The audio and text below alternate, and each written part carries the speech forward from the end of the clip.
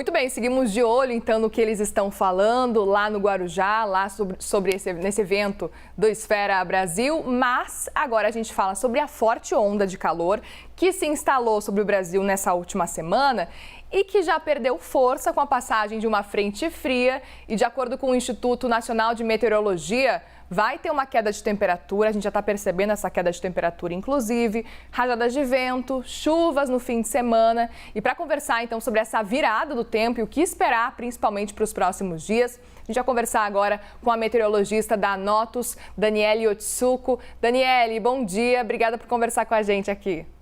Bom dia, Muriel, e a todos que estão nos assistindo.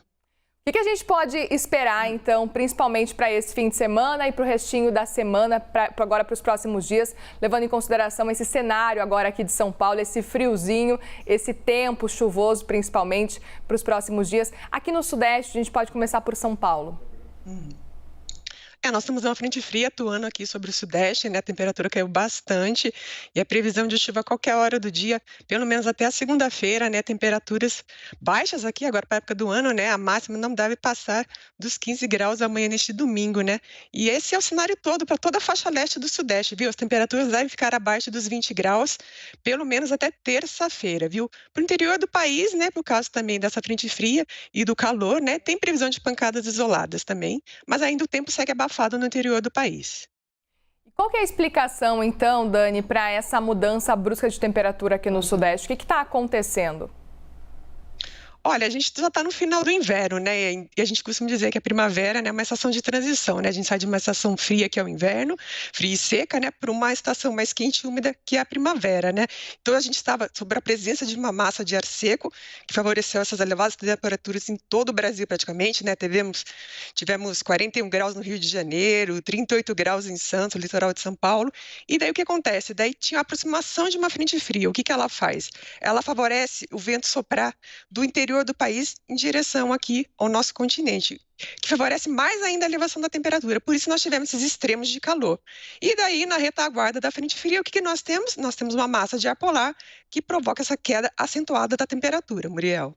Aqui do nosso lado, a gente tem até a previsão aqui para os próximos dias, para hoje e para amanhã. A gente consegue ver um pouco desse cenário, então, em algumas capitais. São Paulo, então, a mínima vai ser de 13. Amanhã cai um pouquinho, mínima de 12. No Rio de Janeiro, mínima de 18. E a mínima no domingo, 17. Também tem essa leve queda no Rio de Janeiro no domingo.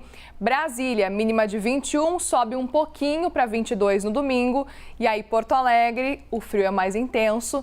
Mínima de 8 hoje, amanhã mínima de 7 e em Curitiba mínima de 7 hoje e amanhã vai fazer frio, mínima de 6 graus. Queria entender até quando que a gente pode esperar esse frio nesse cenário aí de centro-sul. A gente sabe que, afinal de contas, estamos no inverno, isso já é de se esperar, principalmente na região sul do país. A gente tem aqui na região sudeste também, eventualmente, um período aí de umas 2 semanas de um frio realmente mais intenso, mas não dá para dizer que esse frio tem sido mais intenso, pelo menos nesse período aí do inverno, né?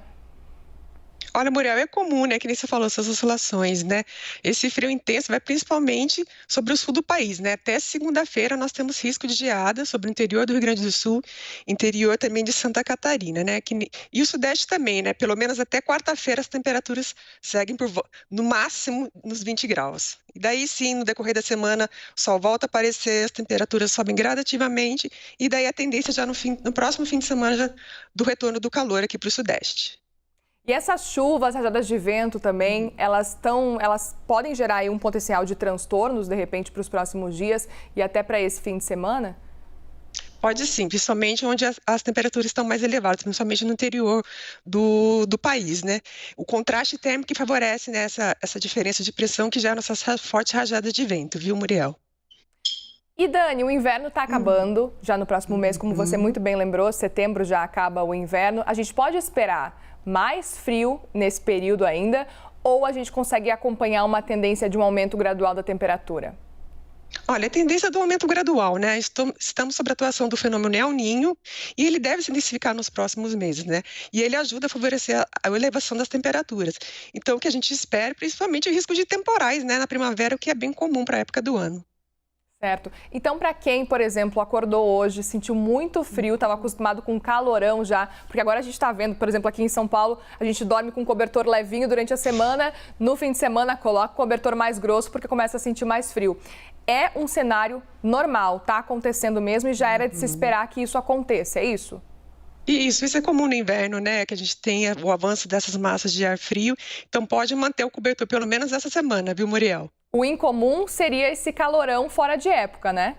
Exatamente, né? A gente espera essas temperaturas mais elevadas, especialmente a partir de setembro, né?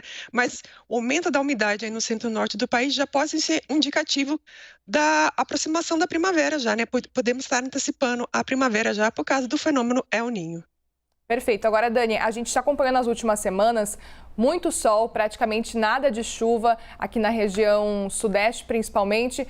Qual que é a expectativa para essa próxima semana? Se a gente olha, por exemplo, a previsão do tempo, a gente vê só chuva, só vento, temperaturas mais baixas também. A tendência é que a chuva não nos abandone, por exemplo, na região sudeste? Essa semana sim, né? Que nem eu falei, essas instabilidades vão continuar atuando aqui no centro-sul do país, então a tendência é de chuva sim, viu? Certo, então centro-sul, tendência de chuva. O que a gente pode esperar para a região nordeste agora nessa época do ano, nesse momento? Ó, a gente pode ter umas pancadas, mas bem de forma isolada para o interior ali da Bahia, mas ainda o predomínio é do tempo seco lá na região.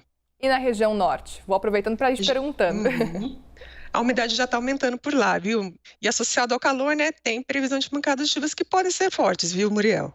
Maravilha. Centro-oeste também tem alguma mudança nesse período?